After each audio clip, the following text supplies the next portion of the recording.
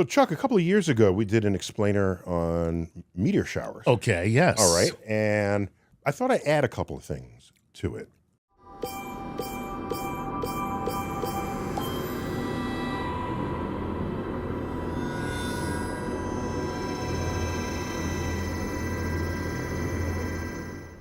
It was only days ago where a very bright fireball came across the New York skyline. Yes.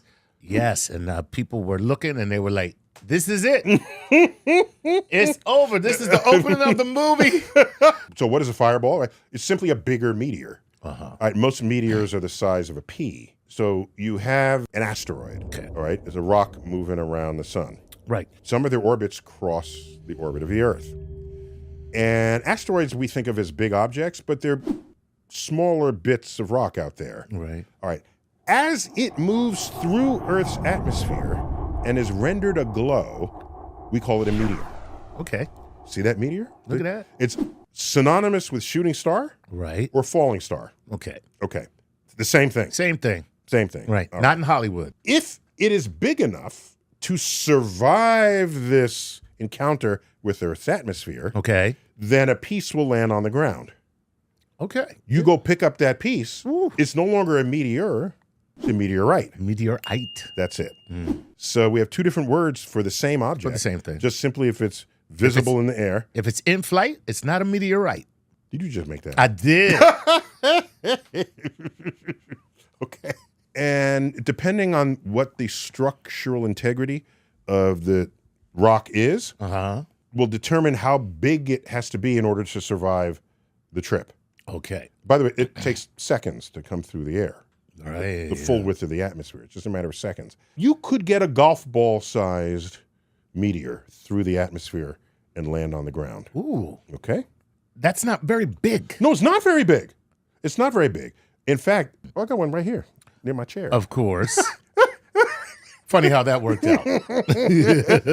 So this is an iron meteorite, and this is a tiny piece of a much larger meteor that came through the air, slammed into Earth, and actually left a crater behind. So here you go. Oh, my goodness. Yeah, so why don't you hold on to that. Oh. Ooh. Oh, my. Oh. Yo, this is a workout right here. This is serious. This thing weighs about 1 billion pounds. No, so imagine. Yeah, this is about. Imagine this meteorite, which is an iron. It's a fragment of a much larger meteor. And imagine that just falling from the ceiling, hitting your head. I can't imagine this. Let me tell you something. I wouldn't drop this from right here onto my lap. From a foot above your lap, right? I wouldn't do it. You wouldn't do it. This will. I mean. Okay, so this was born 4.5 billion years ago. Wow. It's moved through space. Wow. It collided with Earth about 50,000 years ago. Wow. And based on you holding it in your midsection, you're now sterile. Are you done having kids? Thank God. Ooh, thank you, meteorite. No, it's not. I'm just kidding.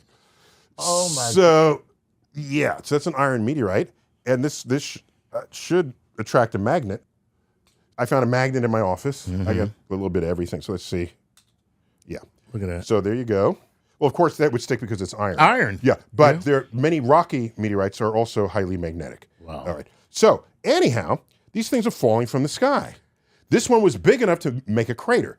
You didn't want to be around when that happened. No, you don't. So falling just from the ceiling, it would crush your skull. Without a doubt. So now imagine this thing the size of the sphere of the Hayden Planetarium. No. Moving at 10 miles per second through the atmosphere. Oh, that's terrible. Yeah. So it made a crater almost a mile in diameter. Oh. Deep enough to sink a 62-story building. Wow. That crater is Meteor Crater in Arizona. I thought there was one in Mexico that was like that. Or... No. You might be confusing that with the one that took out the dinosaurs. The Yucatan. But that crater is buried under the Gulf. Oh, okay. It was discovered by oil prospecting oil companies. Of course. They found a little ridge line. Right. Let's follow this around. It made a whole big circle. Yeah. And they dated it 65 million years ago. That's not the smoke, that's the gun. Right. The smoking gun of the death of the dinosaurs. Anyhow, this stuff is falling from the sky. Most of it are tiny little bits and pieces, right, the size of peas. If it's about the size of a golf ball, a little larger, it'll make it to the ground. So What that means is, when you saw this fireball, that's not much bigger than a golf ball. That's evidence of how much energy is getting dissipated into the atmosphere. Yeah. It's going 10 miles a second, and it's slowing down rapidly, moving through the air. It's hard to think of air as something that'll slow you down. Right. But if you're going 10 miles a second, it's going to slow you down good. Yeah, without a doubt. Okay? Yeah. And you can try this exercise. Next time you drive in your car, roll down, or have you open windows these days, lower the window, stick your hand out. You're going 60 miles an hour down the street. Stick your hand out. It is energy to keep your wrist rigid against the moving air. Yeah.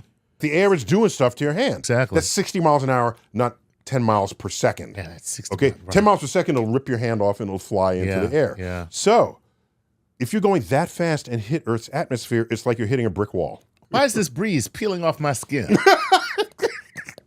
I do not. Why do I look like I'm looking into the Ark of the Covenant? You can ask, how many of these little particles are there? So Earth plows through several hundred tons of meteors a day. Most of it is in these small particles. Some are larger. And occasionally you get something big enough so that the streak is longer in the sky. It's much brighter in the sky, brighter than even the planet Venus, for example. We have some very loose definitions of what the brightness level should be before it gets a new category. But we call these collectively bolides. Bolides. When you see a bolide, you can't point it out to other people. It happens that quickly? It doesn't last that long. Wow. It lasts, a couple of seconds. You look at it, and you say, "Hey, Joe, Mary, turn and look at this," and it's gone. And another bolide, huh? So meteors are very personal experiences. Right. Yeah. So when you're meteor hunting, you want to go out in an open field and just go as wide as you can. As wide as you can, and then you catch them in your peripheral vision. So I've been with groups and say, "Oh, look over here!" Right. And then nobody else sees it. Nobody sees it. Too late. So it's hard for me to say it, but I have to. I say, "Shut the right? Yeah. Keep it to yourself. Keep it to yourself. Keep it to yourself. Right. So the solar system has little leftovers just hanging. Yes. And we're rotating into these leftovers. We're rotating, but we're revolving around the sun in our orbit, plowing through it. Yes. Why is it then that these things don't take out our satellites and the crazy amount of junk that we have in our front yard? They do. Ooh, get out! For example, the Hubble telescope Right. has what we call a safe mode. Yeah.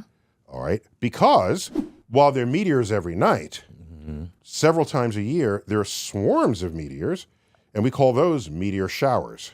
You get a meteor shower from a part of Earth's orbit where a comet had been, and it had left behind all this debris that continues to orbit the sun. Because a comet is a dirty ice ball. The ice evaporates. What happens to the dirt? It stays in orbit. There. Gotcha. So that's why meteor showers occur at the same time every year. Probably the most famous of these is the Perseid meteor showers, which takes place in the second week of August, August 10th, 11th, 12th. It's a wide meteor shower, so you can see it over several days. That's how long it takes Earth to plow through all of the debris. So when we are moving through the debris leftovers from a comet, when we're experiencing a meteor shower, it is wise to put your satellite in safe mode. So the Hubble telescope turns away from the direction of motion in Earth's orbit, closes the hatch to protect the mirror. Gotcha. Doesn't mean you won't still get hit. Right. But maybe you'll get hit on something that wasn't as costly as the mirror. You'll get paddled. Okay, so it's totally a risk. Wow. And the larger is our technosphere, the more of Earth's coverage. You've seen Elon launching thousands of satellites. Yeah. All right, some of these are going to get taken out. Wow, look at that. Yeah. Watch out, Elon. Yep, the solar system is coming to get you. just because it's the size of a pea, if it's going 11 miles a second, it's going to do some damage. Yeah, that's called a bullet. Yeah, it's a BB gun that'll kill you. Right. Okay. All right. So now one last interesting fact, I think, about this. Right. Okay. So Earth is plowing into the meteors, all right, to create the meteor shower. that means the back side of Earth is not getting the brunt of it, only the front side. Half of that is darkness and the other half is light. Every part of that side of the Earth is equally susceptible to meteor showers. The problem is, after the sun rises, you're not going to see them. Yeah. So the best time to view meteors is between midnight and morning dawn. Oh.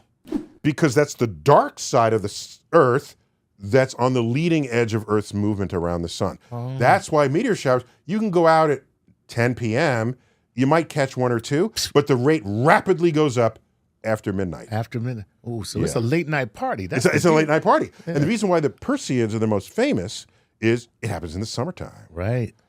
You just go out on lawn chairs, you chilling all night. Yeah. Now, in the summertime, you're on daylight savings, so midnight is really 1 a.m. on your clock. Right. Okay. The universe doesn't care about daylight savings yeah, time. exactly. So you have to wait till after 1 a.m. and that's when the rate rapidly increases. Not only for any random day, but especially for the meteor showers.